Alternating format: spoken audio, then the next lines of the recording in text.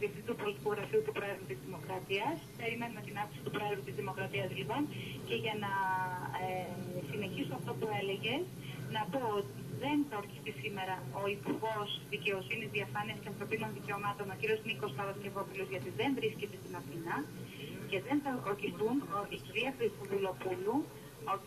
Στρίτης και ο κ. Φωτάκης αναπληρωτές, γιατί δεν είναι έτοιμα τα χαρτιά που ήταν από το τυπικό, ώστε να ορκιστούν και να υπογράψουν.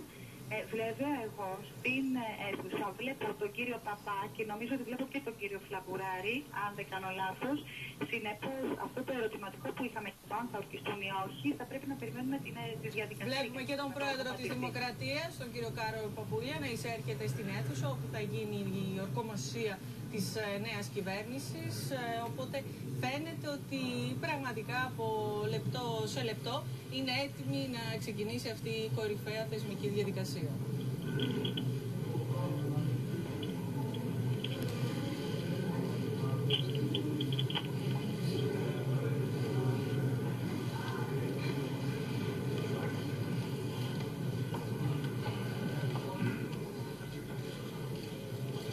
Έρχεται λοιπόν ο πρόεδρος της Δημοκρατίας, χαιρετάει τον Πρωθυπουργό και βλέπουμε και τα πρώτα μέλη του νέου Υπουργικού Συμβουλίου, τα οποία και θα δώσουν θρησκευτικό όρκο.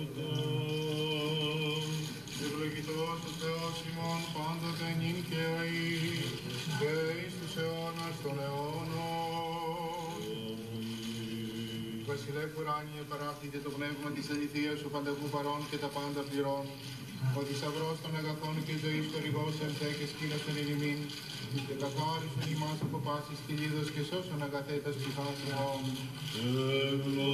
Ευλογητός η Χριστέ ο Θεός ημών, ο πανσόφους τους αλείς αναδείξας,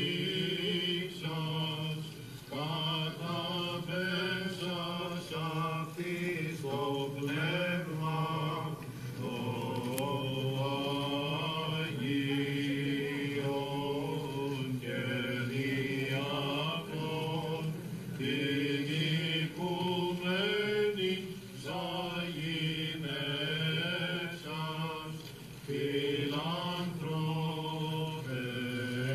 δόξα σοι.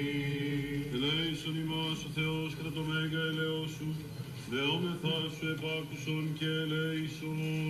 Κύριε ελέησον, Κύριε ελέησον, Κύριε ελέησον. Έτσι δεόμεθα υπέρ του Αρχιεπισκόπου ημών Ιερονύμου, του Επισκόπου ημών Κλίμεντος και πάσης της εν Χριστώ ημών αδελφότητος.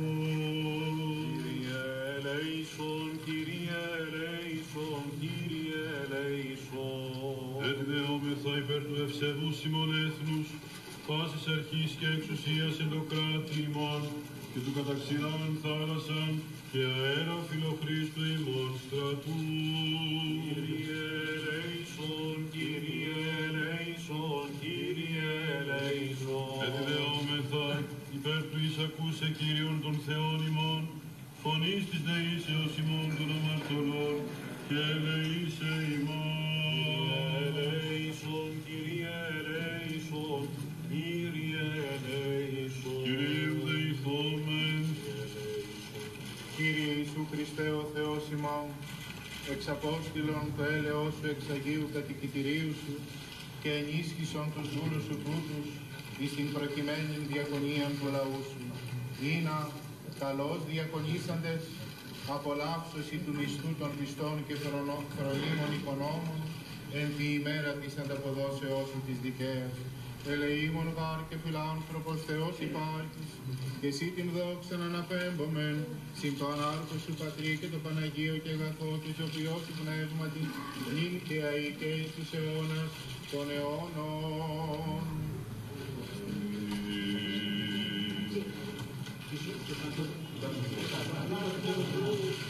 Ορκίζομαι εις το όνομα της Αγίας και Ομοουσίου και Αδιαιρέτου Τριάδος. Εις το όνομα της Αγίας και Ομοουσίου και Αδιαιρέτου Τριάδος. Να τηρώ το Σύνταγμα και τους νόμους. Να τηρώ το Σύνταγμα και τους νόμους. Και να υπηρετώ το γενικό συμφέρον του ελληνικού λαού. Και να υπηρετώ το γενικό συμφέρον του ελληνικού λαού.